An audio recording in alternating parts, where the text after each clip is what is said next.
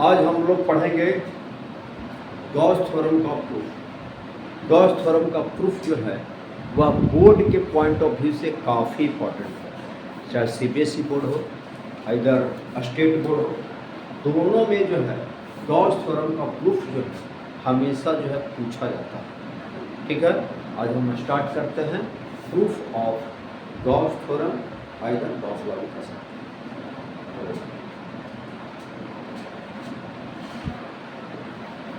Proof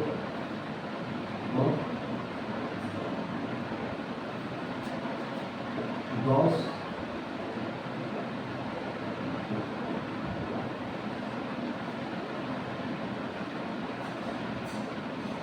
of Gauss law का proof. देखो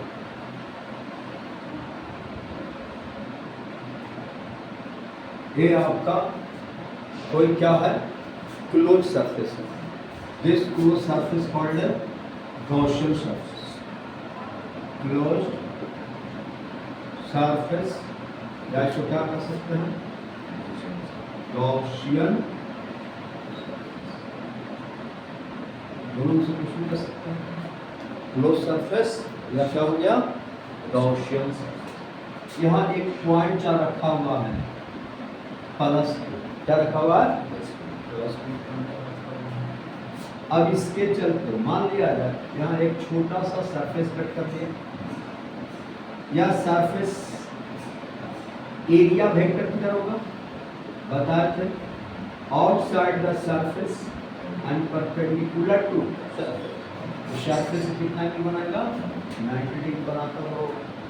और इस चार्ज के चलते इलेक्ट्रिक फील्ड कितना होगा, इस पॉइंट पर इलेक्ट्रिक फील्ड इस डायरेक्शन में होगा, दिस आर वेक्टर। और ये जो छोटा सा सरफेस जो है ये आपका एक सॉलिड एंगल का फॉर्मेशन करेगा। इसका एंगल फॉर्मेशन करेगा सॉलिड, ये सॉलिड एंगल बनेगा। सॉलिड एंगल कितना, this solid angle equal to d omega.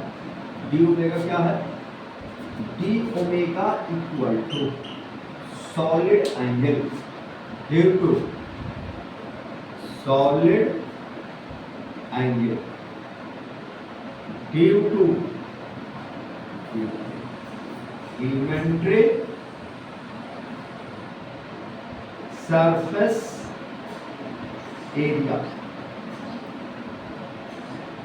Area bracket में ds है ना, इन्वेंट्री सरफेस एरिया के चलते इस पॉइंट पर सडनली कितना बन रहा है, d omega suddenly.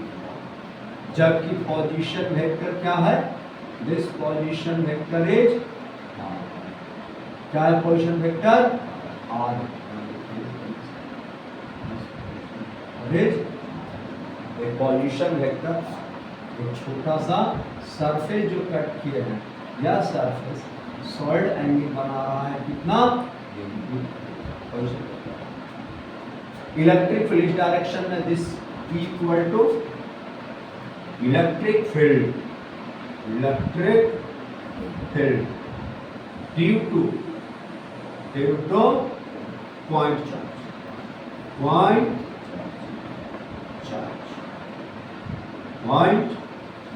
Charge bracket में प्लस क्यू पॉइंट चार्ज के चलते इलेक्ट्रिक फील्ड। अब हम लिख सकते हैं ds इक्वल टू हो गया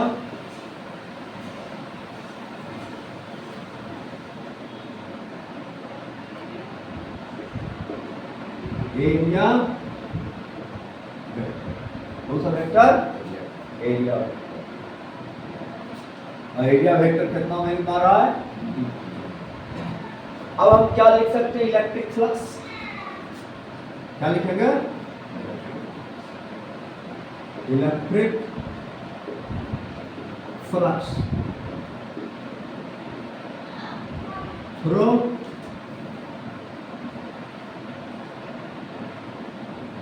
elementary surface area equal to क्या हो जाएगा, डी फाई, और डी फाई इक्वल टू क्या पढ़े हैं, ई डॉट हो जाएगा, और डी फाई इक्वल टू क्या लिख देंगे, इलेक्ट्रिक फील्ड, इस चार्ज से इस पॉइंट इलेक्ट्रिक फील्ड वेक्टर के फॉर्म में k q upon mod of r q into r vector dot क्या हो जाएगा, पहले पहले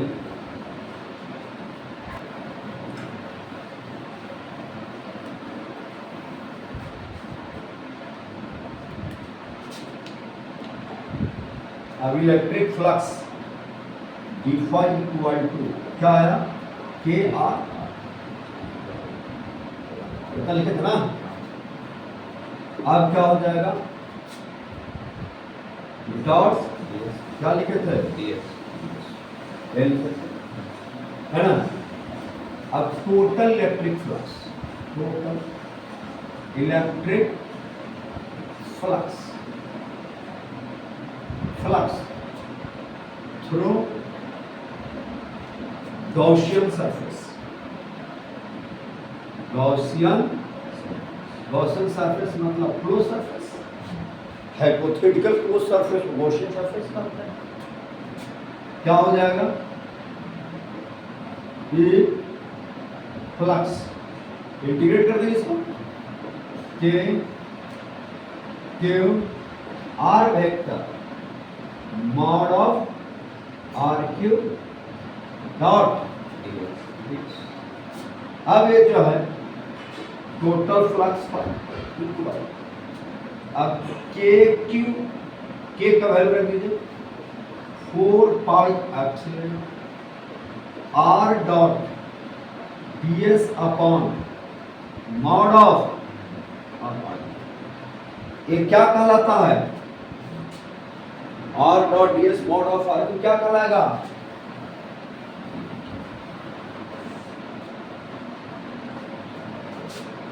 इस सरफेस एरिया के चलते इस पॉइंट पर बनता हुआ क्या कहलाएगा, सॉलिड एंगल कहलाएगा, सड़े तो पहले पढ़ा are dot ds upon mode of, अब हम क्या, अब ये क्या हो जाएगा, फ्लक्स वाई, तो इन्वेंटरी पार्ट ऑफ सरफेस के इस पॉइंट पर कितना सड़े बना, डी ओमेगा, तो q upon 4 pi epsilon naught into integration of, और क्या पढ़ा है कि कोई भी पॉइंट अंदर में है तो total solid angle close surface के चलते कितना बनता है, 4 पाई, तो इसका मतलब ये क्लोज सरफेस है, पॉइंट अंदर में है तो सॉलिड एंगल कितना बन जाएगा, phi equal to q upon 4 pi और इनटू 4 पाई, तो फ्लक्स फाई इक्वल टू क्या आ गया, क्यू अपॉन, तो क्यू इनक्लोज बाय एप्सिलॉन आ गया, प्रूफ हो गया, ये आपका गॉस थ्योरम का क्या है, प्रूफ है, समझ बता गया। चलिए हम लोग जो है गॉस थ्योरम के हेल्प से चार्ज बॉडी की वजह से अगर इलेक्ट्रिक फील्ड अगर फाइंड करना तो हमको कैसे फाइंड करेंगे, समझ गया, गॉस थ्योरम के हेल्प से कोई भी अगर सिमेट्रिकल चार्ज बॉडी है उसके चलते हम इलेक्ट्रिक फील्ड क्या कर सकते हैं, कैलकुलेट कर सकते हैं, how to find electric field from Gauss theorem either Gauss law for symmetrical charged body, how to find electric field due to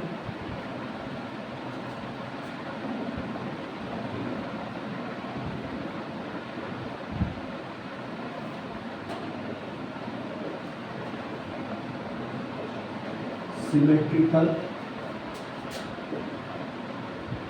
charge, how to find electric field due to symmetrical charge body, कैसा बढ़े, symmetrical charge from Gauss law.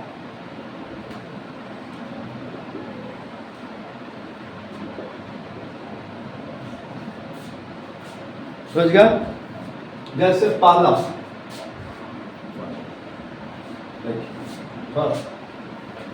मान लो यह तुम्हारा जो है यह एक hollow sphere, क्या है? Electric field due to charged hollow sphere either conducting charged sphere। समझ गया? इसके चलते इलेक्ट्रिक फील्ड फाइंड करना। जो कंडक्टिंग चार्ज स्फीयर क्यों लिखे हैं? क्योंकि हम आगे प्रूफ करेंगे कि कंडक्टर पर जब भी चार्ज रखिएगा तो only charge is spread on the surface, charge not present in the volume of conductor। Conductor के वॉल्यूम में चार्ज रह ही नहीं सकता, ठीक है? जब भी चार्ज रहेगा तो कहाँ रहेगा? सरफेस पर। तो हॉलो स्फीयर हो चाहे चार्ज कंडक्टिंग स्फीयर हो, इसलिए दोनों में कोई विशेष अंतर नहीं। बल्कि दोनों के लिए फॉर्मूला क्या आएगा? सेम आएगा। First case 1, if small r greater than capital R. Small r greater than capital R का मतलब है कि पॉइंट कहाँ है तुम्हारा? बाहर में आर डिस्टेंस पे। इसका मतलब है that is point outside the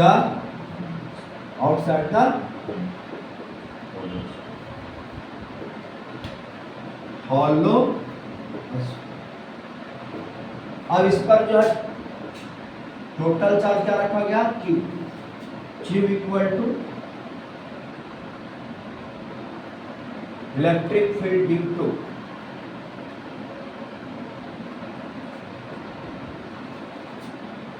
electric field due to uniformly charge लिख दीजिए। यहाँ क्या लिख देगा?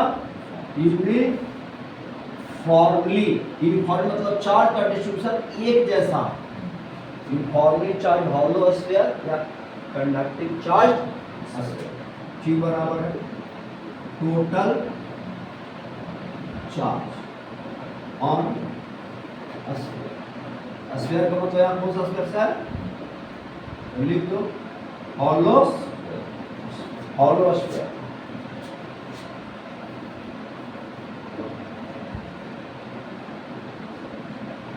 या कंडक्टिंग स्फीयर, दोनों ही।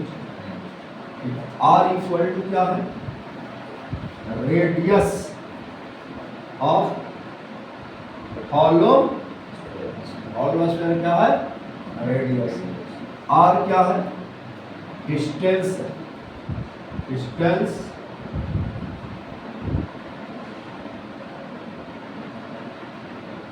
of point P from center of sphere।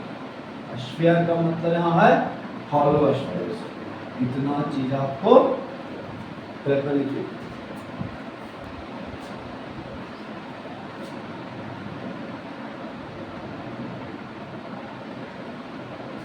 अब जो है क्या करना है? अब इसके चलते हमको इस पॉइंट इलेक्ट्रिक फील्ड निकालना है गॉस थ्योरम के हेल्प से। तो इसको सेंटर लेते हुए, इसको सेंटर लेकर स्मॉल आर रेडियस का एक क्या ड्रॉ कर लेंगे? Sphere draw. अच्छा, हम ये इलेक्ट्रिक फील्ड सिमेट्रिकल बॉडी के चलते क्यों निकाल सकते हैं?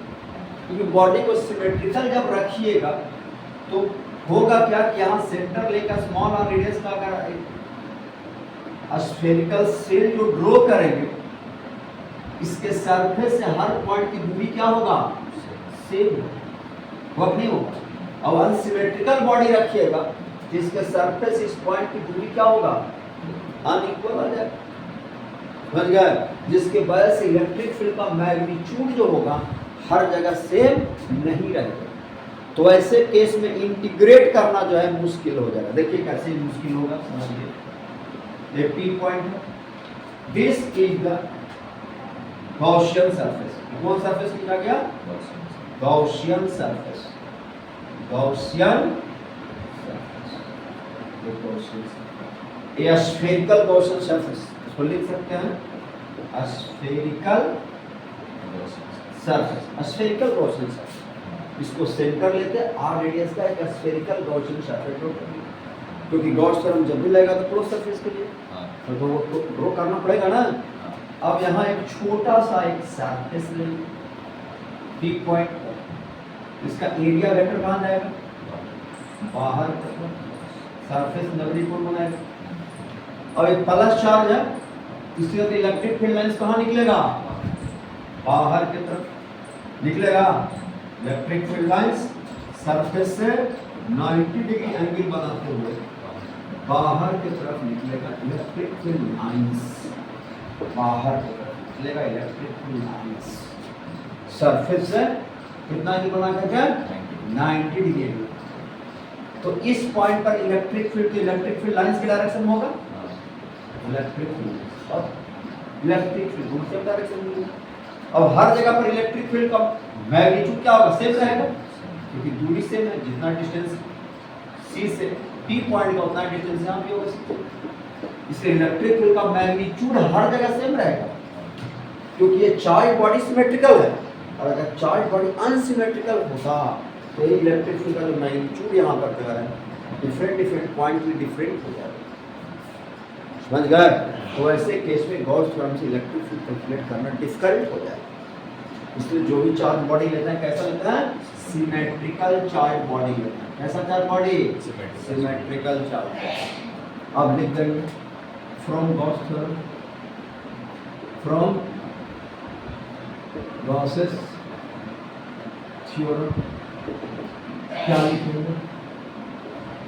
E डॉट ds बराबर summation of Q enclose by epsilon.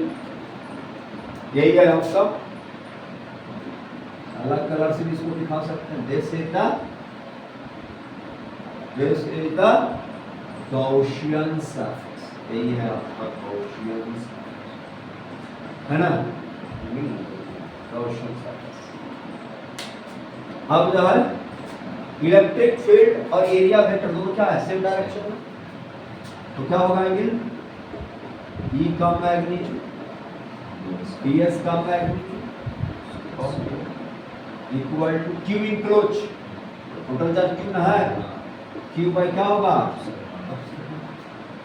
अब देखो यही इलेक्ट्रिक फील्ड का मैग्नीट्यूड हर जगह सेम है, क्योंकि दूरी सरफेस से सेम होगा, इसलिए इलेक्ट्रिक फील्ड का मैग्नीट्यूड कहाँ जाएगा? बाहर आ जाएगा बाहर।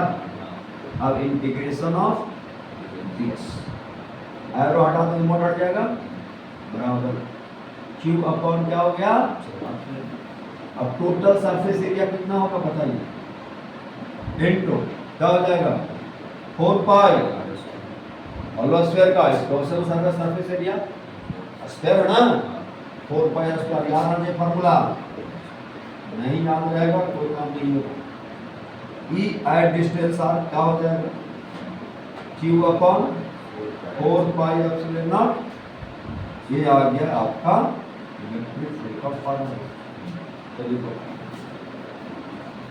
बराबर KQI है ना, दैट इज इलेक्ट्रिक फील्ड किसको फॉलो करता है? Inverse square. अब इसको याद रखना है। कैसे याद रखना है? पॉइंट चार्ज के चलते r डिस्टेंस पर इलेक्ट्रिक फील्ड का फॉर्मूला क्या पढ़ा था? कोई पॉइंट चार्ज Q है, उससे r डिस्टेंस पर इलेक्ट्रिक फील्ड का फॉर्मूला KQ/r²। तो वही फॉर्मूला यहाँ भी है KQ/r²। जो पॉइंट चार्ज के चलते r डिस्टेंस पर KQ/r² होता है, वही फॉर्मूला चार्ज हॉलो स्फीयर के चलते भी होता है, या चार्ज कंडक्टिंग स्फीयर के चलते होता है। फार्मूला एकदम सेम है, समझ गया? चार्ज कंडक्टिंग स्फीयर कहें, चार्ज हॉलो स्फीयर कहें, या पॉइंट चार्ज से r डिस्टेंस पर कहें, इलेक्ट्रिक फील्ड का फॉर्मूला Q/r²। बस आपके हॉलो स्फीयर से पॉइंट बाहर होना चाहिए। कहाँ होना चाहिए? बाहर होना चाहिए।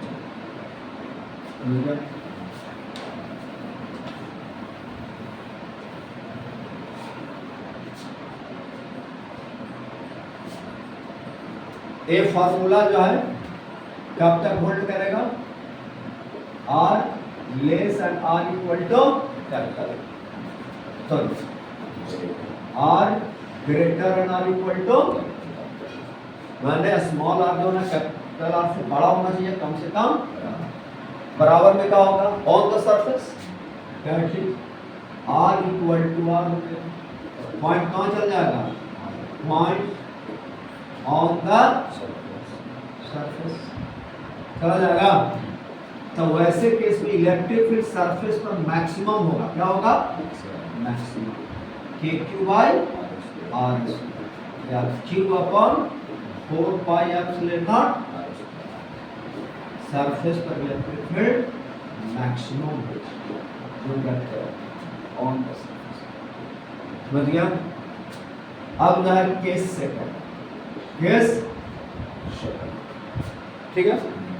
केस सेकंड में क्या है?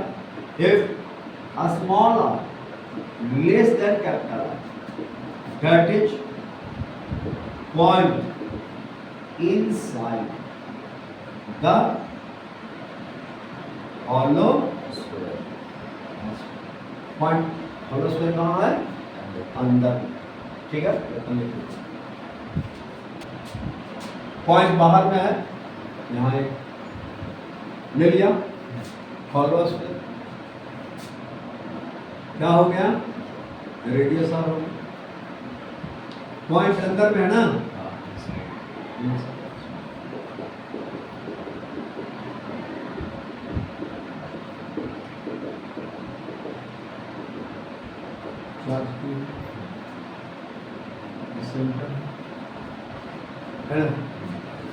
अब इसको क्या कर सकते हैं? स्मॉल r रेडियस का एक गॉसियन सरफेस होता है। कौन सा सरफेस?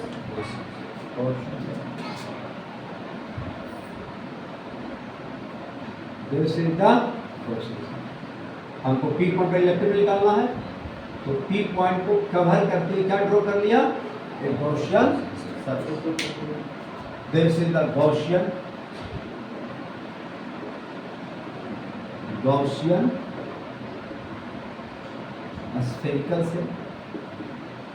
स्फेरिकल से ड्रॉ कर लिया, नहीं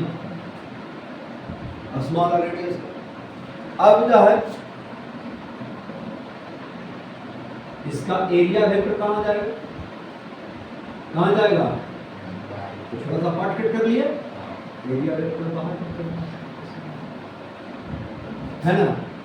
मान लिया इस पार्ट पर इलेक्ट्रिक फील्ड है, किनारे की तरफ है, बाहर की तरफ है, मान लेते हैं इलेक्ट्रिक फील्ड है। हम नहीं जानते हैं कि इसका वैल्यू क्या होगा ना होगा, नहीं जानते क्या है, ठीक है। अब लिखेंगे फ्रॉम गॉस लॉ या गॉस थ्योरम, जो भी लिखना चाहते हैं, ठीक है। क्या लिखिएगा? ई डॉट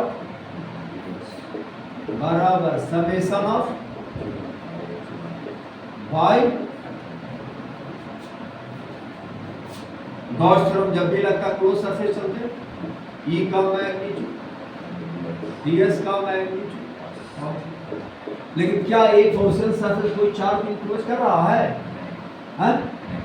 नहीं कर रहा। कर रहा है क्या? नहीं कर रहा। तो 0 क्या हो गया? हो गया।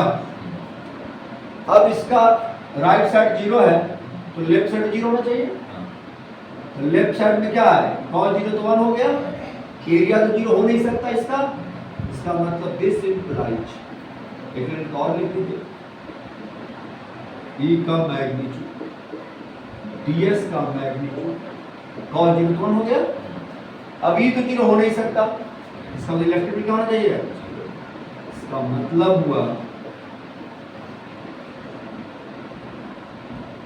कि हॉलो स्फीयर हो, ठीक है, चार्ज हॉलो स्फीयर या चार्ज कंडक्टिंग स्फीयर हो, पॉइंट जब अंदर में है तो इलेक्ट्रिक फील्ड क्या होगा?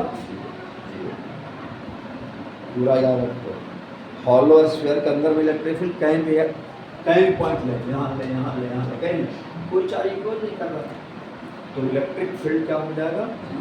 इलेक्ट्रिक फ्लक्स 0 होगा। अब इसका ग्राफ क्या होगा? ग्राफ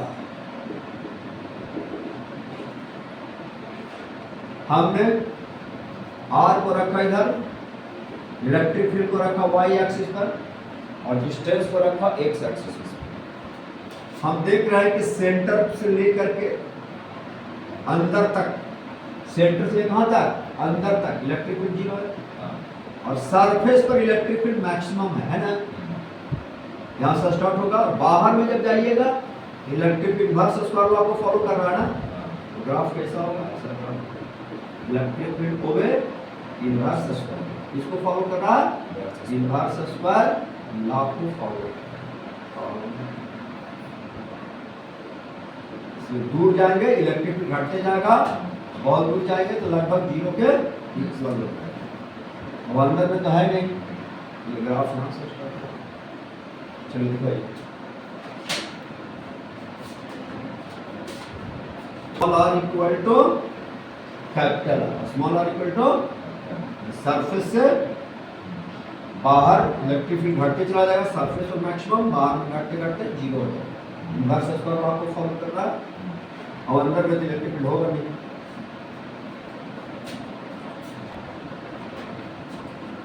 दूसरा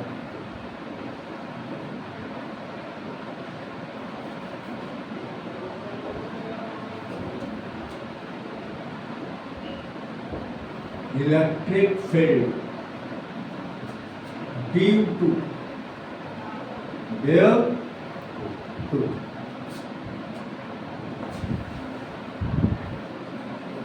uniformly charged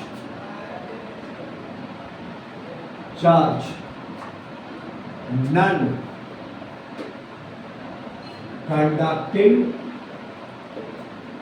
sphere, uniformly charged non-conducting sphere। यहां जो है चार्ज का डिस्ट्रीब्यूशन क्या है? Over the volume. क्या है? Over the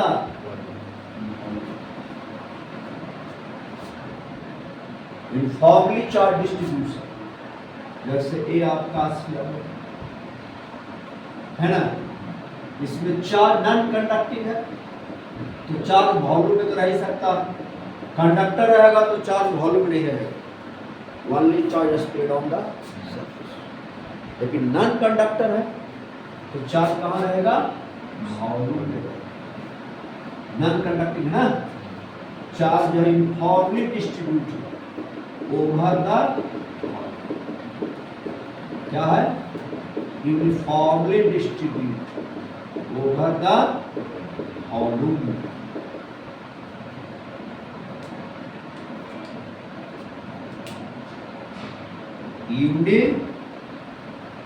uniformly distributed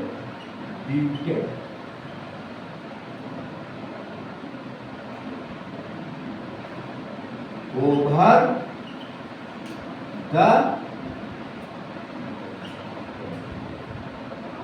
charge, uniformly distributed over the volume equal to, समझ गया?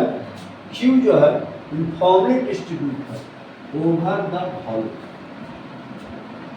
अब जो है कहाँ इलेक्ट्रिक फील्ड निकालना है हमें?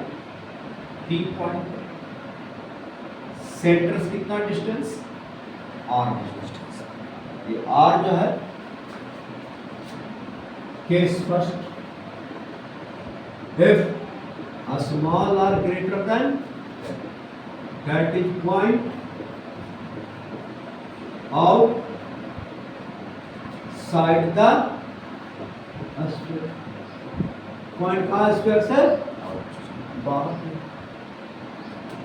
अब क्या करेंगे, इसको सेंटर लेते हुए स्मॉल और रेडियस का एक गॉसियन सरफेस ड्रॉ करेंगे, क्योंकि गॉस थ्योरम जब भी अप्लाई करेंगे तो क्लोज सरफेस के लिए अप्लाई होगा, है ना। और सिमेट्रिकल गॉसियन सरफेस लेंगे। सिमेट्रिकल लेने का वजह क्या है, क्योंकि सरफेस से दूरी क्या होना चाहिए, सेम होना चाहिए, जिसकी वजह से इलेक्ट्रिक फील्ड का मैग्नीट्यूड एवरीवेयर क्या होगा, सेम होगा। तो ऐसे केस में इंटीग्रेट करना, कैलकुलेट करना क्या होगा, आसान हो जाएगा, ठीक है। इसलिए हम लोग सिमेट्रिकल गॉसियन सरफेस लेते हैं और सिमेट्रिकल बॉडी भी लेते हैं, जिसके चलते निकालना है स्फीयर का सिमेट्रिकल बॉडी है।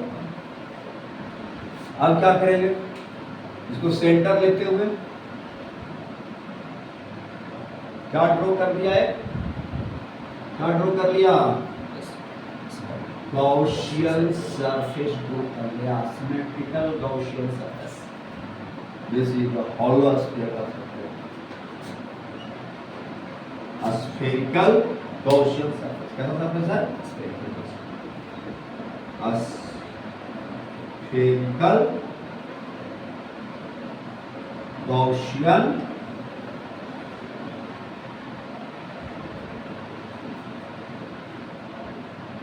समझ गया। अब हम इस पी पॉइंट को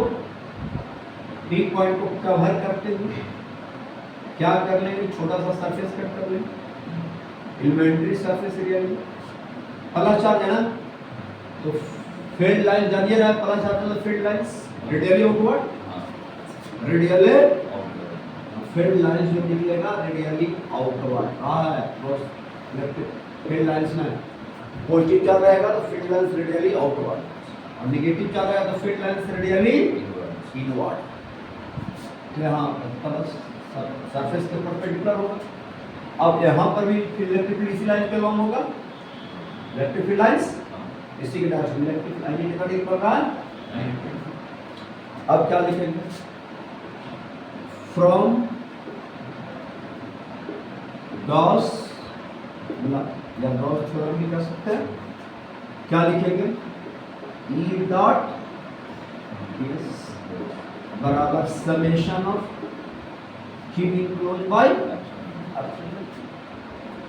अब E और ds electric field area vector दोनों सेम डायरेक्शन में है, यानी कितना बन रहा है, E का मैग्नीट्यूड ds का magnitude call zero, total charge enclose क्यों, इलेक्ट्रिक फील्ड बाहर आ जाएगा, मैग्नीट्यूड धारा सेम होगा, सरफेस सिमेट्रिकल है। एक एडवांटेज है सिमेट्रिकल सरफेस का, इलेक्ट्रिक फील्ड का मैग्नीट्यूड हर जगह इक्वल हो गया। अब एरिया ds बराबर q अपॉन एप्सिलॉन नॉट, है ना। तो अब क्या लिखेंगे, दिस इंप्लाइज, अब क्या लिखेंगे, तो E टोटल सरफेस एरिया कितना हो जाएगा, 4 पाई RS का हॉलो स्फीयर है, या स्फीयर का सरफेस एरिया हॉलो चाहे सॉलिड है, surface area 4 pi equal to Q by electric field at distance of Q upon 4 pi epsilon naught, इसको KQ बाय RS पर लिख सकते हैं। तेरा भी फार्मूला वैसा ही आ गया, है ना। दैट इज इलेक्ट्रिक फील्ड किसको फॉलो करेगा, इनवर्स पर। अब ये फार्मूला कब तक अप्लाई होगा, जब here small r greater than r equal to capital R रहेंगे on the surface, if small r equal to capital R, that is point on the surface, हो जाएगा। तब क्या होगा, इलेक्ट्रिक फील्ड वहां पर मैक्सिमम होगा। क्या होगा, maximum electric field on the surface. कितना, के क्यू बाय सरफेस पर electric field.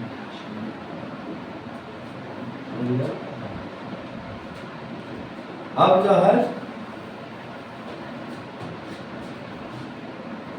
Case second, case if, अच्छा ये फार्मूला वही आ गया जो हॉलो स्फीयर के चलते पॉइंट सेंटर से आर डिस्टेंस, या सॉलिड स्फीयर हो, non conducting, charge distribute over the volume, centre से आर डिस्टेंस के क्यू बाई आर, या पॉइंट चार्ज हो, पॉइंट चार्ज से आर डिस्टेंस, फार्मूला के क्यू बाई, फार्मूला से याद रखना आसान है। Small r that is point inside the sphere, non conducting sphere है। अब क्या है,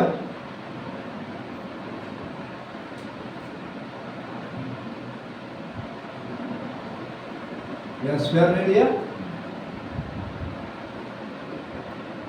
आर रेडियस, चार्ज का डिस्ट्रीब्यूशन ओवर द वॉल्यूम है,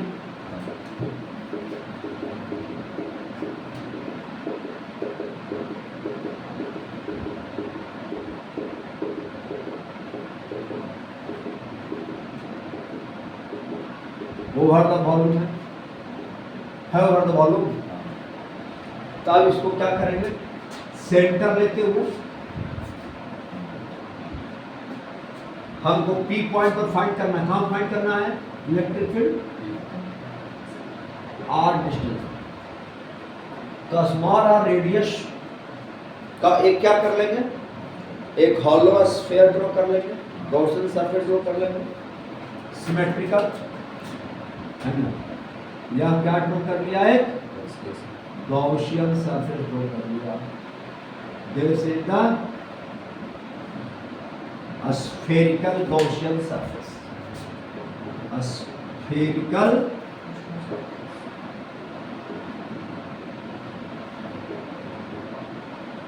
Gaussian, या spherical Gaussian surface। अब इसके चलते इलेक्ट्रिक फील्ड कहाँ हलाशान है ना, इलेक्ट्रिक फील्ड बाहर, और इसका छोटा सा सरफेस अगर कट कर ले तो एरिया वेक्टर कहाँ जाएगा, एरिया वेक्टर कहाँ जाएगा, बाहर जाएगा। इलेक्ट्रिक फील्ड बाहर, एरिया वेक्टर बाहर, दोनों की जगह क्या बन गया, 0 डिग्री है ना। पहले लिख लीजिए, पॉइंट इनसाइड द स्फीयर के अंदर एक पॉइंट है, अंदर एक पॉइंट यहाँ ले लिया, आर रेडियस का, स्मॉल आर डिस्टेंस पे, सेंटर से कितना distance, small r, Gaussian surface draw कर दिया, spherical Gaussian surface, small r radius का, इलेक्ट्रिक फील्ड बाहर। अब सबसे पहले निकाल लेते हैं ये गॉसियन सरफेस कितना चार्ज को इनक्लोज कर रहा है, कितना चार्ज को इनक्लोज कर रहा है ना, कितना चार्ज को कवर कर रहा है। तो क्या करेंगे, कि पूरे वॉल्यूम में, हेयर पूरे वॉल्यूम में चार्ज कितना था, कैपिटल Q, हम यूनिफॉर्मली डिस्ट्रीब्यूट था, 4/3 पाई आर क्यूब वॉल्यूम में चार्ज कितना है, Q। तो यूनिट वॉल्यूम में Q अपॉन 4/3 पाई आर होगा। तो इतना ही वॉल्यूम में चाहिए जितना वॉल्यूम का गॉसियन सरफेस है।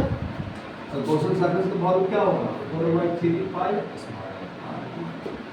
Q अपॉन 4/3 पाई इंटू 4/3 पाई, इसे कट गया तो यूनिटरी मेथड, तो Q इनक्लोज कितना आ गया, QRQ अपॉन,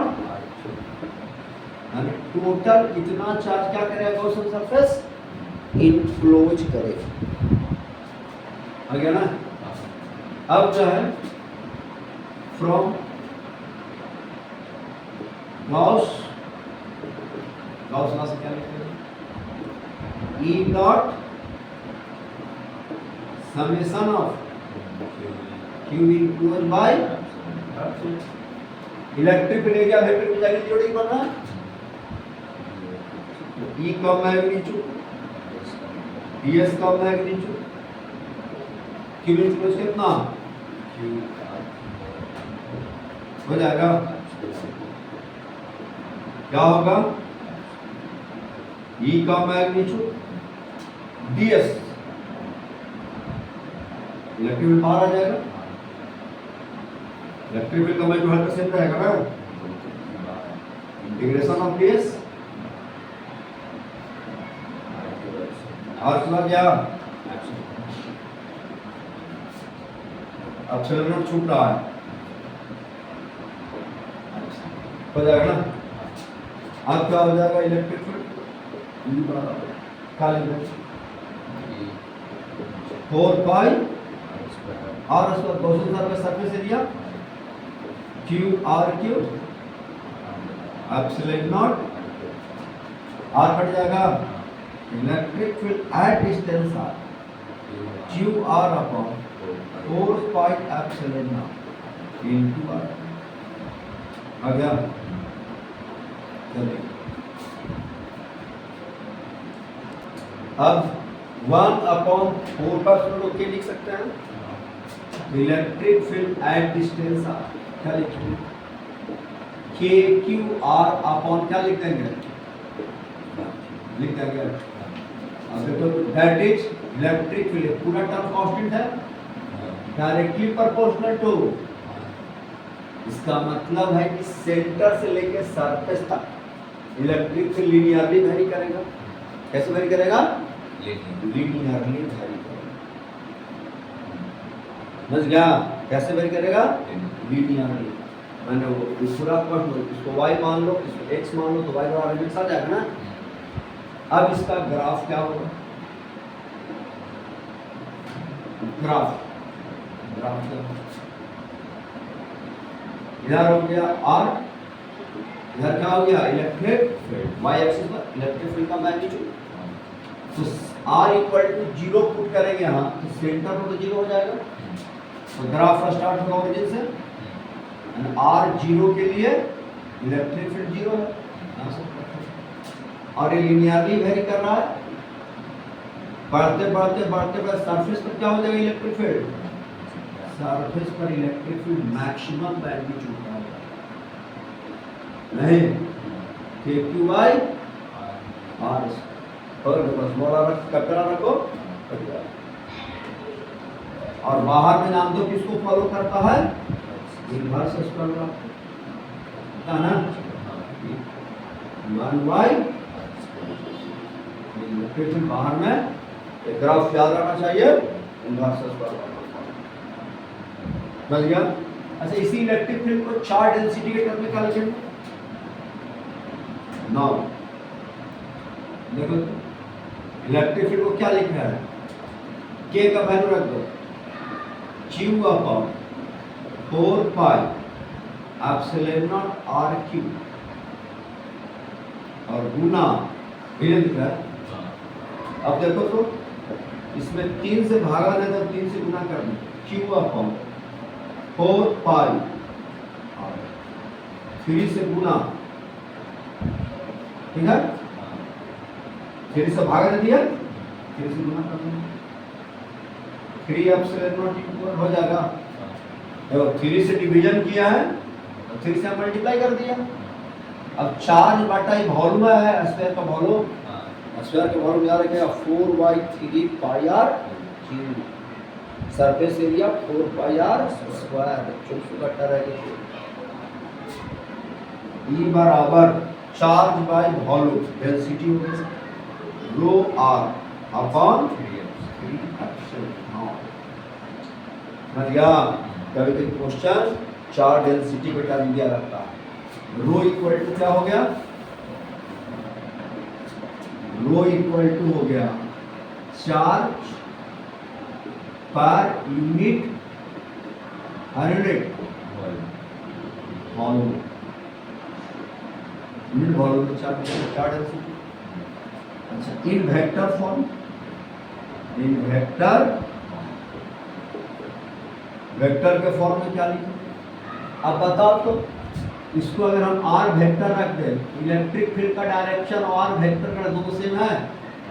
इधर इलेक्ट्रिक फील्ड उधर आना आर वेक्टर है, तो इलेक्ट्रिक फील्ड का डायरेक्शन जो है पोजीशन वेक्टर के डायरेक्शन में है। That is electric field is parallel to position. समझ बात आ गया? चलिए याद रखना है, एलसीडी टर्म ये याद रखना है, और वेक्टर के फॉर्म में रो आर अपॉन। तो याद रखना है कि इलेक्ट्रिक फील्ड लिनियरली बदल रहा है, डायरेक्टिव आर है। यहाँ से हमें ग्राफ स्ट्रेट लाइन होगा, यहाँ लिख सकते हैं electric field directly proportional to बार इनवर्स स्क्वायर लॉ को फॉलो करें, सरफेस में मैक्सिमम होंगे, है ना। इलेक्ट्रिक फील्ड और डिस्टेंस के बीच का ग्राफ ड्रॉ किया गया है। आगे बढ़ें। चलो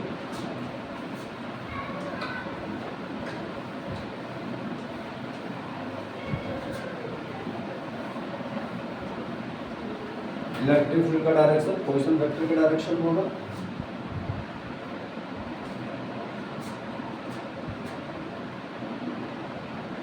तीसरा electric field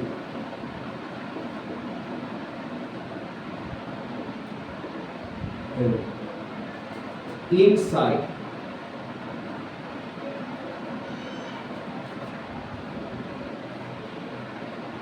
the cavity, inside the due to uniformly charged non-conducting sphere, non-conducting electric field inside the cavity due to uniformly charged non-conducting sphere। ये लिखा हुआ है कंडक्टिंग।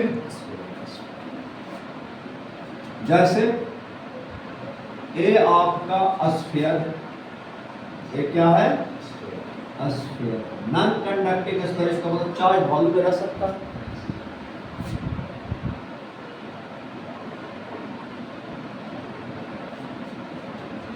इसमें एक कैविटी ड्रॉ कर दिया गया। क्या ड्रॉ किया गया? कैविटी बना दिया गया, बन गया, होल बना दिया गया। इसके सेंटर से इसके सेंटर का पोजीशन वेक्टर क्या है? पोजीशन वेक्टर क्या है? ए। क्या है?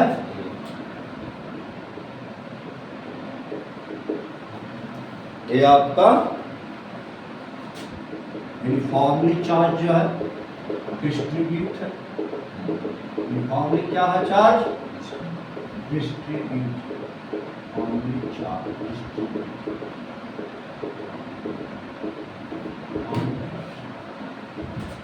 रो equal to charge per unit कितना है? A equal to position vector of centre of cavity with respect to W माने विथ, R माने सेंटर ऑफ स्फीयर, स्फीयर के सेंटर के। अब हम इसके अंदर एक पॉइंट ले लिया P। क्या ले लिया? पॉइंट P, जहां पर हमने इलेक्ट्रिक फील्ड फाइंड करना है। क्या करना है? इलेक्ट्रिक फील्ड फाइंड करना, तब जो है इसका पोजीशन वेक्टर क्या हो,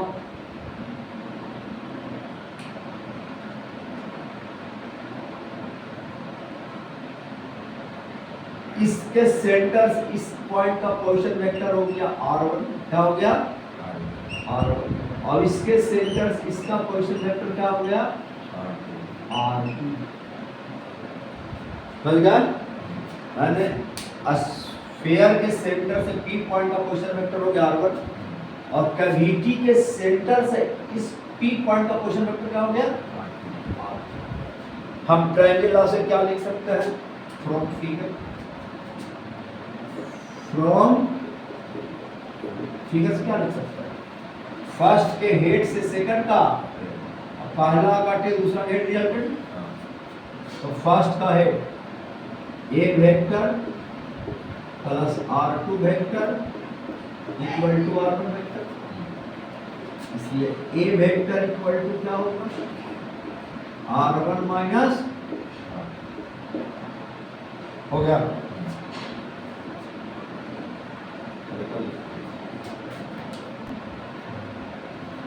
अगर मान लो कि कैविटी नहीं होता, कैविटी नहीं होता तो हर जगह चार्ज होता, हर जगह क्या होता, चार्ज, यहाँ भी चार्ज होता है, यहाँ भी चार्ज, हर जगह चार्ज होता। तो इस चार्ज के चलते इस पॉइंट पर पोजीशन वेक्टर क्या होता, वह इस डायरेक्शन में होता, किधर होता, इसको कहेंगे वन, क्या होता, कब, जब पूरे स्फीयर यूनिफॉर्मली चार्ज डिस्ट्रीब्यूट रहता, कैविटी नॉट ए फॉर्म, हम कैविटी नहीं बनाते, तो इस पॉइंट पर पूरे चार्ज स्फीयर के चलते इस पॉइंट पर electric field position vector direction में होता, क्या लिखते, here E1 equal to rho r1 upon 3 लिखते हमने पढ़ा है, यहाँ से r distance rho r upon 3 r1, जब पूरे पे चलते हैं यहाँ निकालेंगे तो इतना आएगा, लेकिन इतना पार्ट में तो कोई चार्ज रखा नहीं ना, अगर पूरे चलते निकालेंगे तो ये भी तो इंक्लूड हो जाएगा, इसका मतलब इतना पार्ट ऑफ स्फीयर के चलते यहाँ पर इलेक्ट्रिक फील्ड तो होगा नहीं, क्योंकि चार्ज तो है नहीं इतना पार्ट में, नहीं ना है, इतना पार्ट के चलते जितना इलेक्ट्रिक फील्ड यहाँ पर होगा उसको घटा देंगे, तो रेस्ट के चलते ना निकल जाएगा। इलेक्ट्रिक फील्ड रेस्ट पार्ट अगर निकालना है तो होल पार्ट की जगह पूरे स्फीयर के इस पॉइंट इलेक्ट्रिक निकालो, और फिर इस कैविटी के चलते जो है इस पॉइंट इलेक्ट्रिक निकालो और घटा दो, समझ गए? तो हमको क्या निकल जाएगा, रेस्ट के चलते निकल जाएगा, तो इसके चलते हम, तो ये अगर कैविटी वाला पार्ट जब इलेक्ट्रिक फील्ड कितना, इसका सेंटर से इसके पोजीशन में कितना r पॉइंट, इलेक्ट्रिक फील्ड इधर की तरफ होगा, कितना होगा E2 होगा, E2 शॉर्ट जो सेम रहेगा हर जगह रो r2 अपॉन E1 क्या है, electric field due to whole sphere, है ना, E2 क्या, electric field due to cavity part of sphere, और दोनों को क्या कर देंगे, पूरे में से कैविटी वाला पार्ट घटा देंगे, जो रेस्ट चार्ज जो बचा हुआ उससे यहाँ इलेक्ट्रिक फील्ड निकल जाएगा। ये क्या है, तो लिख लिए थे, E1 बराबर लिख सकते हैं इलेक्ट्रिक फील्ड ड्यू टू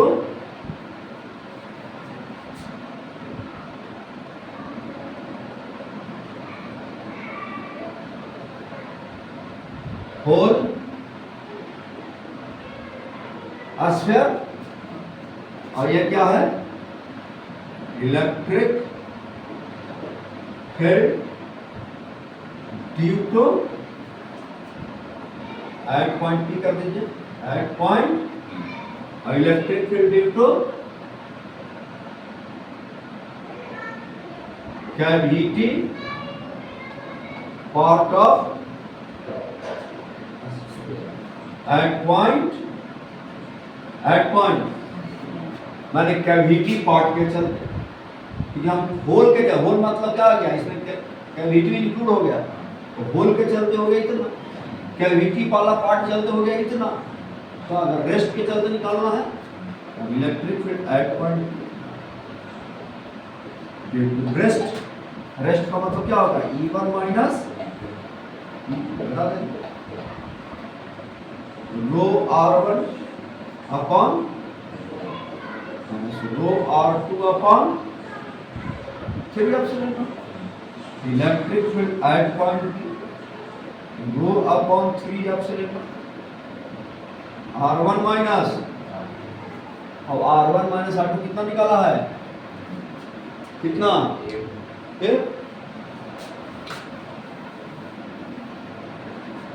निकाला है, तो हम क्या लिख देंगे, अब देखिए यहां पर ऊपर लिख रहे हैं, electric field at point P बराबर रो A अपॉन इतना की जगह पर इतना वैल्यू रख दिया,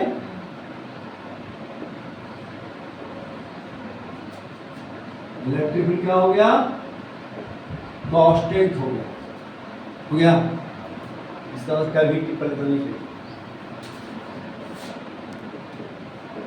cavity is uniform and non zero, क्योंकि स्टेटमेंट डायरेक्ट पूछ देता है एग्जाम में, जे भी पूछ ले कि चार्ज नन कंडक्टिंग स्फीयर के अंदर अगर कैविटी कर दिया जाए, उसके अंदर का इलेक्ट्रिक फील्ड क्या होगा, तो इलेक्ट्रिक फील्ड यूनिफॉर्म होगा और नन जीरो होगा। देखो तो यूनिफॉर्म मतलब कांस्टेंट होगा और जीरो से बड़ा वैल्यू।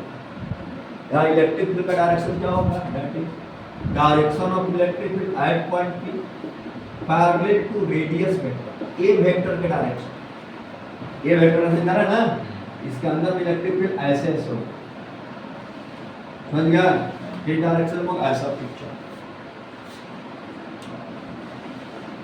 यूनिफॉर्म होगा और ऐसा पिक्चर होगा, इलेक्ट्रिक फील्ड के ये हो गया, कैविटी में यहां दिखाए हैं, यही ना ए वेक्टर,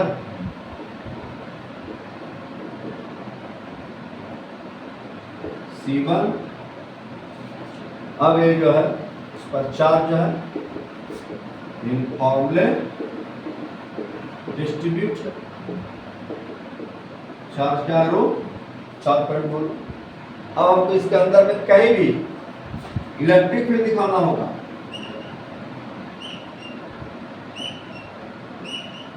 पोजीशन वेक्टर के पैरेलल ऐसे हो जाएगा, हर जगह इस तरह से, माने ए वेक्टर के पैरेलल और यूनिफॉर्म, ए वेक्टर समझ रहा है, इधर ना है, समझ गया, uniform electric field, uniform electric field any inside the नहीं, और पोजीशन वेक्टर ए के क्या होगा, ए के पैरेलल होगा।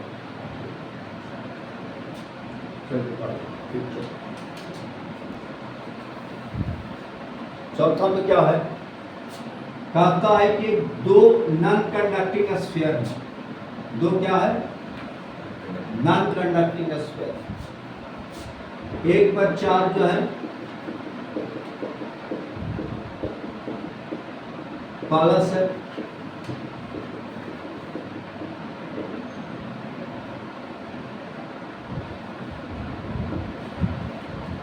दूसरे पर चार्ज क्या है, माइनस है, चार्ज डेंसिटी क्या है दोनों में,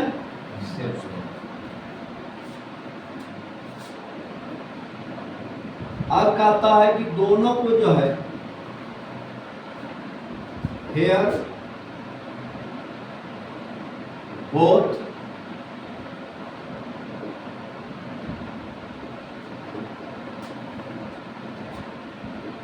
none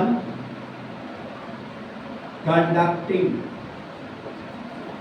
a sphere is uniformly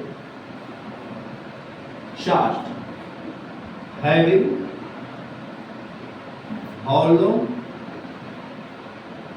charge density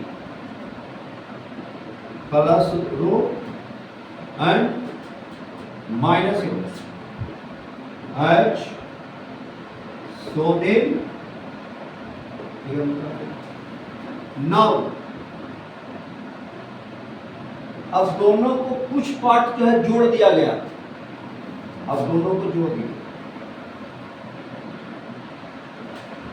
जोड़ दिया। अब जोड़ देने से क्या होगा, इस पार्ट का प्लस डेंसिटी अब इस पार्ट का माइनस डेंसिटी मिल करके तो न्यूट्रल हो जाएगा, हो जाएगा। अब इसका चार्ज डेंसिटी है रो, इसका चार्ज डेंसिटी क्या है, तो पूछता है कि इस पार्ट में इसका सेंटर, इसका सेंटर, इसका रेडियस, ठीक है। अब कहता है कि इस पार्ट में, ये जो पार्ट है, इस पार्ट में तो चार्ज रहेगा, ये पार्ट क्या हो जाएगा, न्यूट्रल हो जाएगा। अरे इस बॉडी का प्लस अब इस बॉडी का माइनस जुड़ के न्यूट्रल हो जाएगा, इसका मतलब एज लाइक ए कैविटी बन जाएगा, नहीं बन जाएगा। अरे कैविटी का मतलब एक और मटेरियल नहीं था तब चार्ज नहीं था इसका पहले वाला में, अब मटेरियल है लेकिन इतना पार्ट में चार्ज नहीं है, एज लाइक ए कैविटी ना हो गया, ना चार्ज नहीं। तो पूछता है इस रीजन में इलेक्ट्रिक फील्ड कितना होगा, जबकि इसके सेंटर से इसके सेंटर का पोजीशन वेक्टर क्या दिया हुआ है, ये दिया हुआ है, समझ गया। ये इक्वल टू क्या लिखा हुआ है, position vector of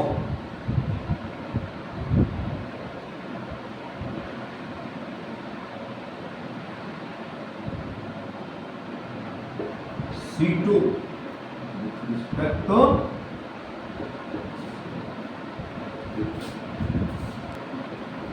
find electric field in common part of a sphere when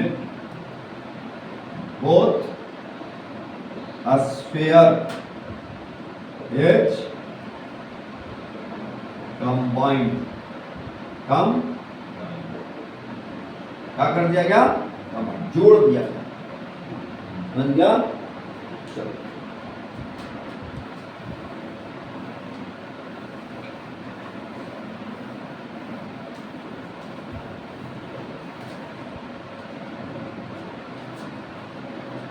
अब क्या बन गया पिक्चर मेरा, एक पिक्चर रहा है, इसके सेंटर से इसके सेंटर का C1 है, इसकी डेंसिटी प्लस रो है, इस रीजन में इलेक्ट्रिक फील्ड निकालना है, तो आप कोई पॉइंट ले लो,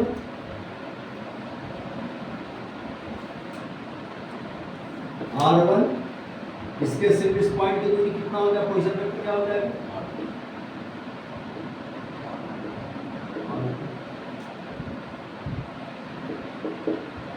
इसके सेंटर से इसके सेंटर का पोजीशन वेक्टर क्या हो जाएगा,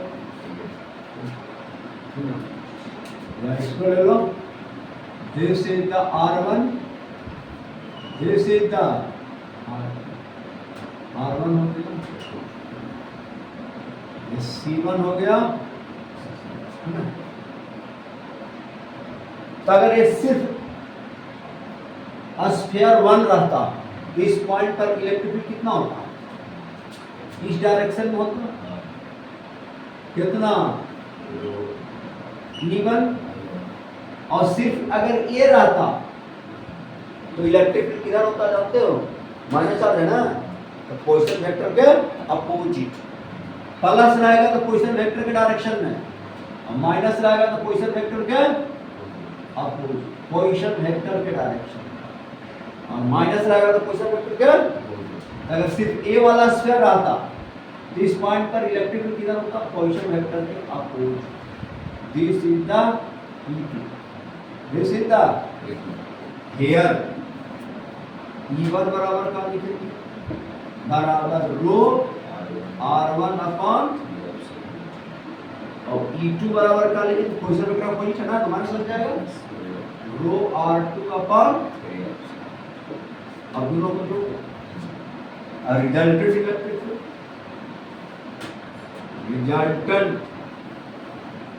इलेक्ट्रिक फील्ड एट पॉइंट बराबर तो E1 बराबर क्या होगा? रो R1 अपॉन EP बराबर क्या होगा? E1 प्लस दोनों का वेक्टर सब EP इक्वल टू माइनस हो जाएगा। अब क्या लिख देंगे? Electric field at point C rho by common आ जाएगा R1 माइनस देखो तो यहां लिख सकते हैं फ्रॉम क्या लिख सकते हैं? फर्स्ट के हेड से सेकंड का और फर्स्ट के टेल से सेकंड का रिजल्ट हो गया। तो क्या हो जाएगा? A vector equal to R1 minus तो दिक्कत भाई यार रख देगा electric field at point P rho a upon constant आ गया यूनिफॉर्म। तो देखो यहाँ कैविटी कैसे बना दी है, एक चार्ज स्फीयर को दूसरे चार्ज स्फीयर के साथ कंबाइन कर दिया, क्या होल करने कोई जरूरत नहीं है, अपने आप कैविटी बन गया। और कैविटी बनाने का मतलब क्या? उस रीजन में चार्ज नहीं रखना, तो नहीं चार्ज रखने का ये भी तरीका है ना, एक को चार्ज करे पॉजिटिव दूसरे चार्ज का नेगेटिव, दोनों को जोड़ दे तो कॉमन एक सरफेस जो आएगा उस पर कोई चार्ज नहीं रहेगा। तो वहाँ इलेक्ट्रिक फील्ड का फॉर्मूला है ना रो ए अपॉन एक सेंटर दूसरे सेंटर का पोजीशन वेक्टर है, फिर यूनिफॉर्म है। ये कैसा फील्ड है? यूनिफॉर्म चलिए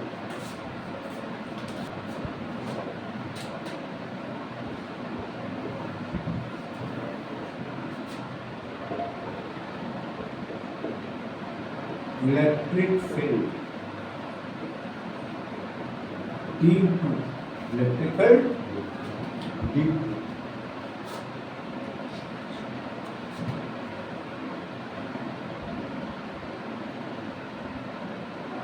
uniformly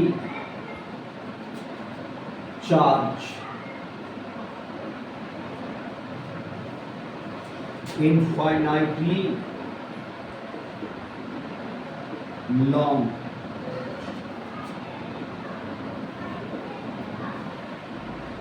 hollow cylinder या oblique conducting सिलेंडर एक ही चीज। तो चार्ज तो रहेगा हॉलो रहे चाहे कंडक्टिव, चार्ज सरफेस पर रहेगा। इन्फिनिटली लॉन्ग हॉलो सिलेंडर करने का मतलब क्या है कि सिलेंडर की लंबाई बढ़ा लेना है और पॉइंट को सिलेंडर के नजदीक रखना। तो इस डिस्टेंस के रिस्पेक्ट लेंथ अगर बहुत बड़ा हो गया तो उसको कहते हैं इन्फिनिटली लॉन्ग सिलेंडर। ऐसे इन्फिनिटी का कोई मतलब मीनिंग है नहीं, इन्फिनिटी का सब कोई मतलब मीनिंग नहीं होता, लेकिन कंपेरिजन कर करके हम इसका मीनिंग डिफाइंड कर सकते हैं। कैसे डिफाइन कर सकते हैं? पॉइंट को नज़दीक रखें और लेंथ को बहुत बड़ा रखें तो इन्फिनिटी लॉन्ग। जैसे ये आपका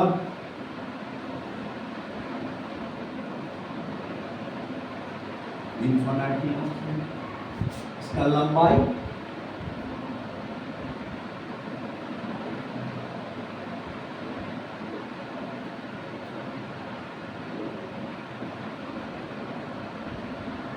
सिलेंडर का एक्सिस हो गया, रेडियल सिलेंडर, हॉलो सिलेंडर है चार सरफेस पर, या कंडक्टिंग सिलेंडर है चार सरफेस पर रहेगा, है ना।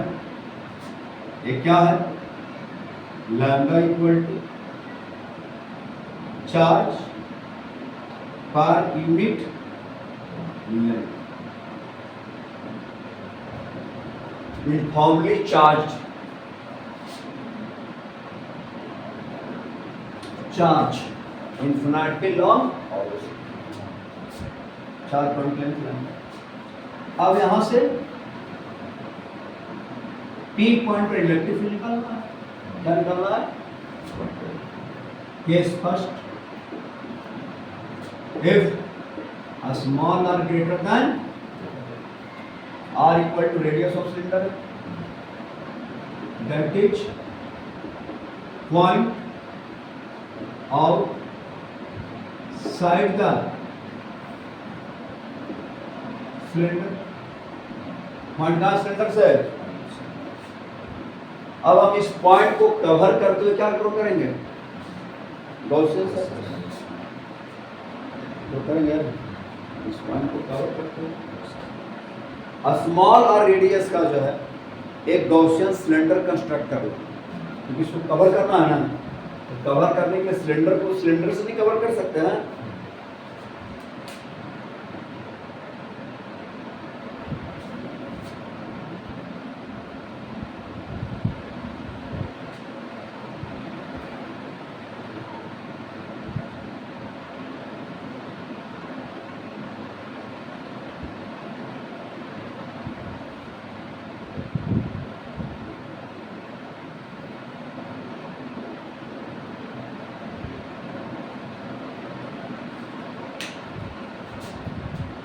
P पॉइंट बन गया। अब इस एक गॉसियन सिलेंडर में क्या सरफेस होगा,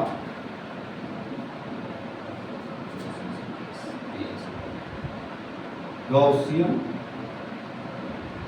सिलेंडर,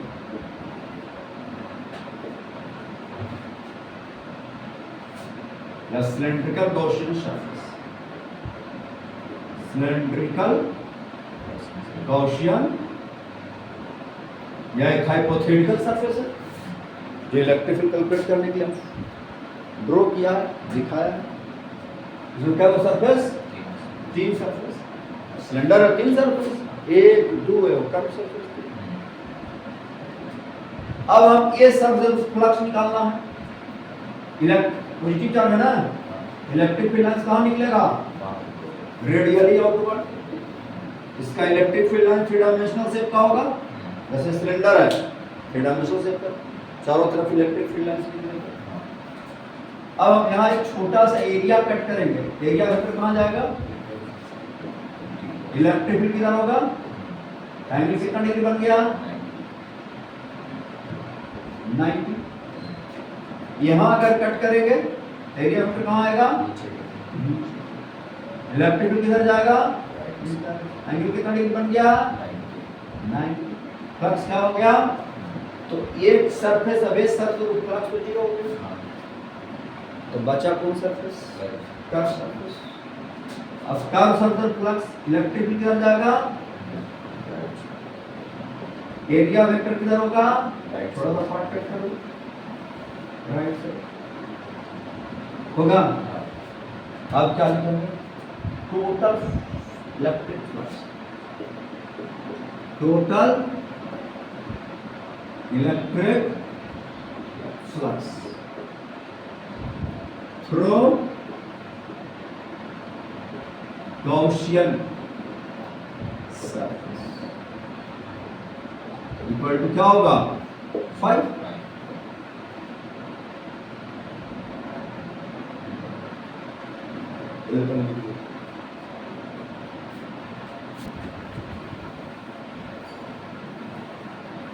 टोटल इलेक्ट्रिक फ्लक्स तो 5 लिखा, तो फ्रॉम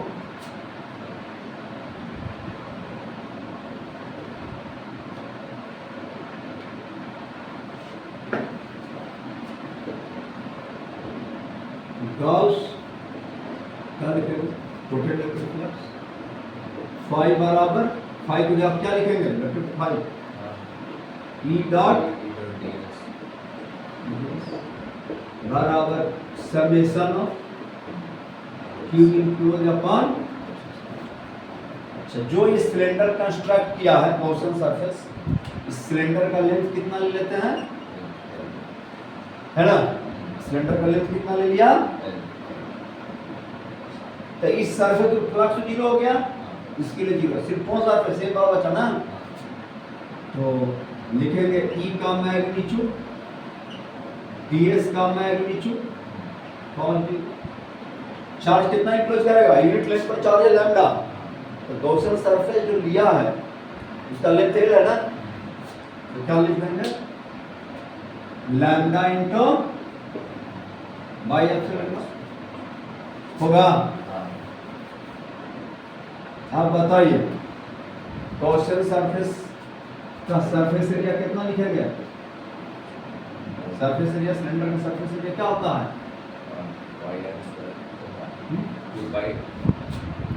2 पाई ठीक बोल रहा 2 pi r curve surface area 2 pi r cross section area pi r इसका रेड कलर को सिलेंडर का कर्व सरफेस एरिया ये वाला 2 पाई आर देखो कैसे 2 पाई आर होता है देखो ये ऐसे रहता है सिलेंडर ऐसे बनता है एक बार मैं 5 बार बताया सिलेंडर ऐसे बनता है एरा खोल दो ऐसे आर रेडियस है इसका है ना खोल देगा एक बार लेंथ हुआ कितना होगा ये 2 पाई आर होगा ना 2 पाई आर ही हो गया और लेंथ एल हो गया एक कर्व सरफेस एरिया कितना हो गया रखना समझ के रखना क्रॉस सेक्शन एरिया पूछेगा pi r square 2 pi r equal to क्या होगा लैम्डा एल अपॉन तो एल से कैंसिल हो गया electric field at distance r lambda upon 2 pi epsilon naught हो गया इलेक्ट्रिक फील्ड का फार्मूला आ गया। ये फार्मूला कब तक चलेगा यहाँ स्टैटिक इलेक्ट्रिक फील्ड किसको फॉलो कर रहा है इनवर्स लॉ ऐसा भी लिख सकते हैं इलेक्ट्रिक फील्ड ऊपर नीचे 2 से गुना कर दो 2 लैम्डा के अपॉन इलेक्ट्रिक फील्ड यहाँ इनवर्स लॉ को फॉलो कर रहा है। ये फार्मूला कब तक चलेगा here r greater and r equal to surface पर आएंगे तो मैक्सिमम हो जाएगा बाहर जाएंगे तो इनवर्स लॉ को फॉलो करना घट के चला जाएगा। चल लिखो कुछ आगे क्लोज कर रहा है और total flux total from Gauss लिखो फ्रॉम गॉस क्या लिखेंगे total electric flux summation of Q enclose होगा ई क्यू इनक्लोज क्या होगा तो इलेक्ट्रिक फील्ड क्या हो जाएगा एरिया जीरो हो नहीं सकता इसका मतलब इसके अंदर इलेक्ट्रिक फील्ड क्या होगा इस रीजन में इलेक्ट्रिक फील्ड समझ गया। ये आपका सिलेंडर है क्या है cylinder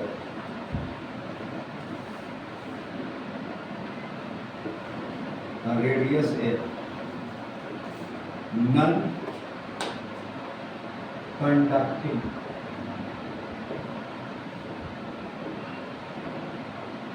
charge cylinder non conducting है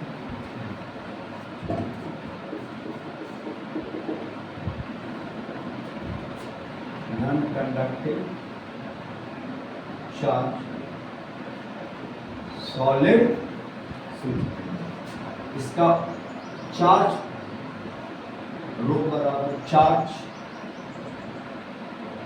पर यूनिट क्या होगा? वो है तो 4 पर वॉल्यूम ना होगा, वॉल्यूम में जो है यूनिफॉर्मली कहता है कि इसके एक्सिस से, एक्सिस ऑफ सेंटर से एक्स डिस्टेंस पर इलेक्ट्रिक फील्ड कितना होगा? For electric field at distance x from axis of non-conducting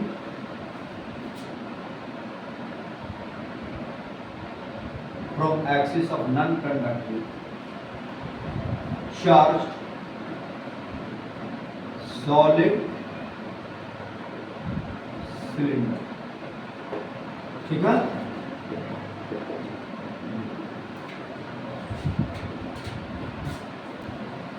Gaussian surface draw करेंगे, एक्स रेडियस का क्या ले लेंगे? सिलेंडर कट कर लेंगे,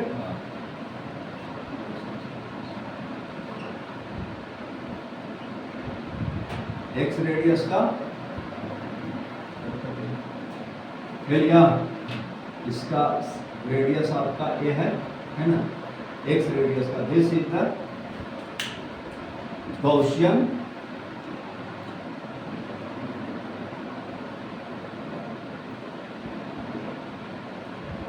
cylindrical Gaussian सरफेस। कोई दिक्कत? अब ये आपका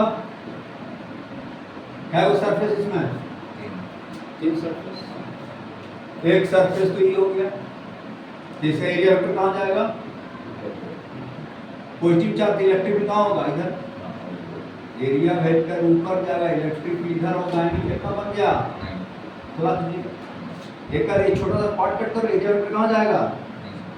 आउटसाइड, इलेक्ट्रिक फील्ड इधर क्या हो गया? अब क्या होगा? एरिया वेक्टर इधर और इलेक्ट्रिक फील्ड इधर है ना, बोलो। तो फ्लक्स किसके चलते होगा? सिर्फ कर्व चलते। तो from Gauss theorem, from Gauss law, ठीक है? क्या लिखेगा? E dot ds summation of upon अब इसके थ्रू फ्लक्स 0, इसके थ्रू फ्लक्स 0 सिर्फ बचा कौन? Curve surface. तो E का मैग्नीट्यूड, ds का मैग्नीट्यूड बराबर 0 प्लस 0, E का मैग्नीट्यूड ds का मैग्नीट्यूड बराबर क्या होगा?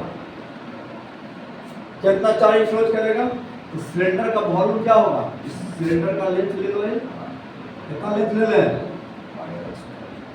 पाई r square L, pi r square, r square और एक्स स्क्वायर वॉल्यूम हो गया। 4 पर वॉल्यूम कितना है? रो बाई क्या हो जाएगा? एप्सिलॉन हो जाएगा। अब क्या हो जाएगा? ई तो बाहर हो जाएगा। अब integration of ds row pi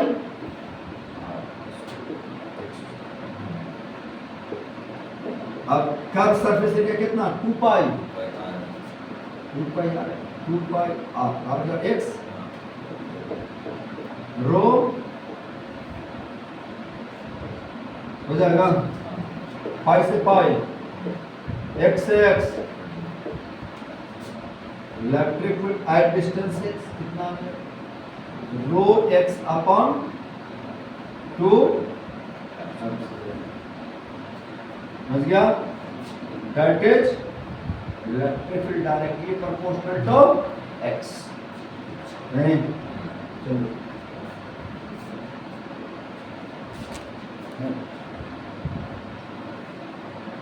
number हो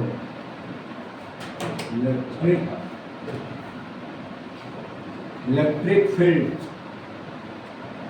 due to non conducting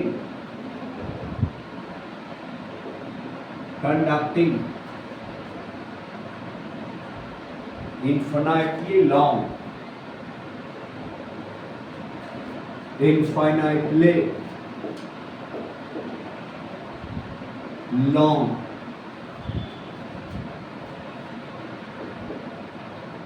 plane sheet of charge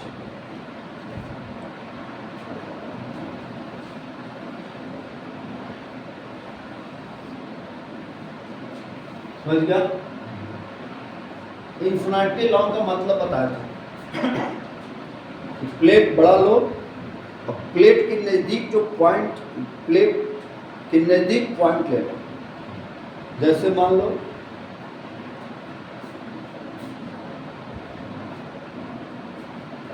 ये प्लेट हो गया है ना, ये प्लेट पॉइंट नजदीक रखिए। इस डिस्टेंस के रिस्पेक्ट इसकी लंबाई चौड़ाई बहुत बड़ा है, दैट कॉल्ड इन्फिनिटली लॉन्ग। ठीक है?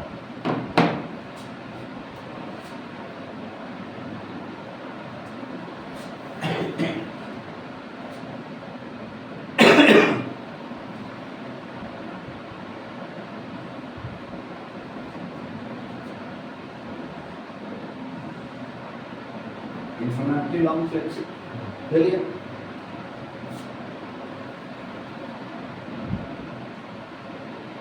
ऐसे प्लेट से किया है, एक पॉइंट ऊपर, दूसरा पॉइंट इधर ले सकते हैं।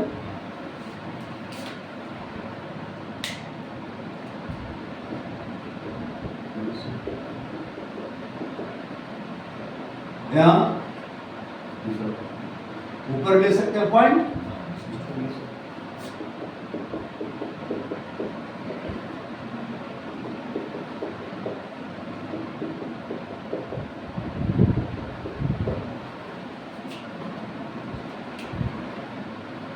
Sigma equal to charge per unit area, medium charge sigma. Point जो ऊपर ले लेंगे, हम एक गॉसियन सरफेस कंस्ट्रक्ट कर रहे हैं। इस पॉइंट मान यहां से कितना डिस्टेंस पर पॉइंट लिया है, x डिस्टेंस पर। कितना डिस्टेंस पर? x। और सरफेस से वो x डिस्टेंस पर लिया, नीचे लिया, ऐसे ऐसे x डिस्टेंस ऊपर, x distance.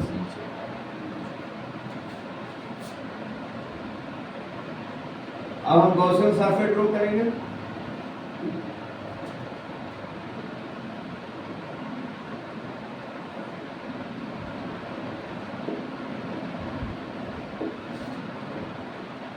Sign Gaussian circle कहां ड्रॉ करेंगे? नीचे।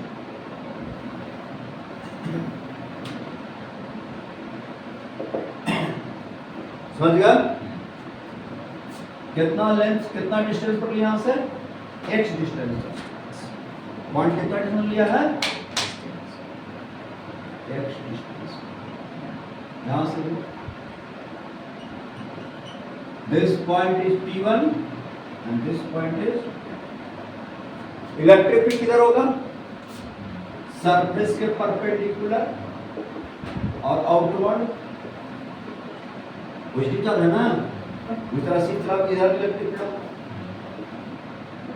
सरफेस के परपेंडिकुलर और आउटवर्ड। इस सिलेंडर में क्या सरफेस होगा? 3 सरफेस।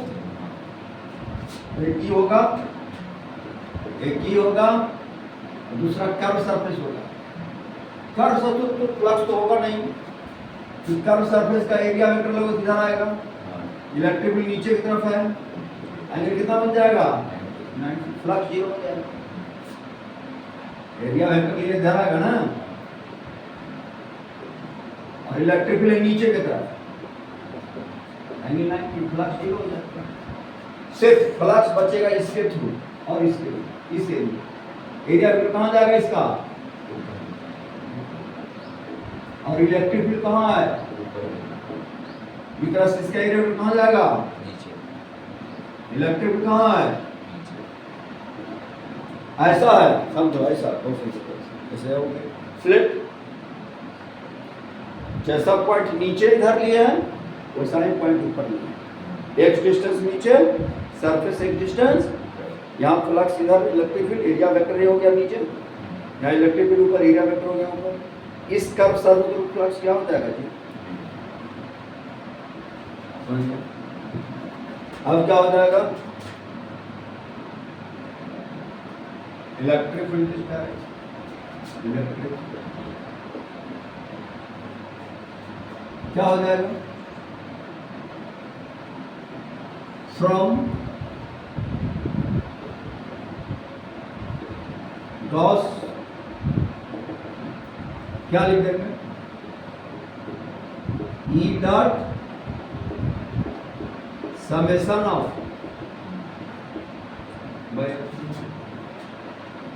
तो इसके थ्रू तो प्लस 0 हो गया, एक तो 0 आ गया, दूसरा ये surface area E dot ds, E का मैग्नीट्यूड ds का मैग्नीट्यूड प्लस E वाला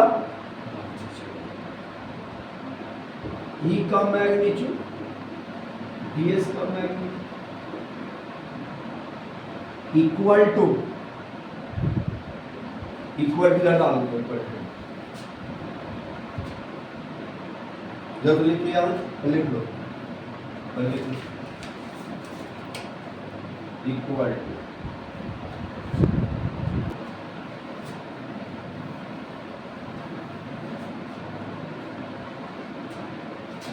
क्या होगा बराबर चार्ज कितना इंक्लोज करेगा, जितना यहाँ पर चार्ज एरिया रहेगा तो जो एरिया यहाँ वही एरिया यहाँ कवर करेगा, सिग्मा इंटू यूनिट एरिया में इतना चार्ज इतना एरिया, अभी दोनों जोड़ दो तो E ds cos 01 electric field sigma upon कहाँ electric field normal to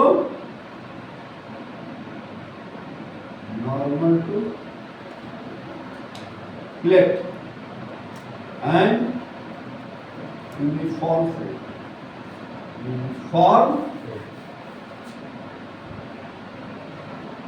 electric है ना, इसलिए इसको हम दिखाते हैं कैसे,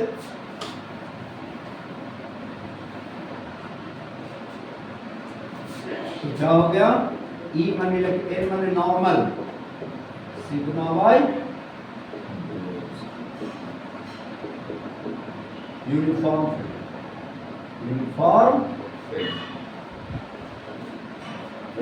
फील्ड सरफेस के लंबा, जैसे सरफेस है फिर लंबे से ऊपर की तरफ होगा,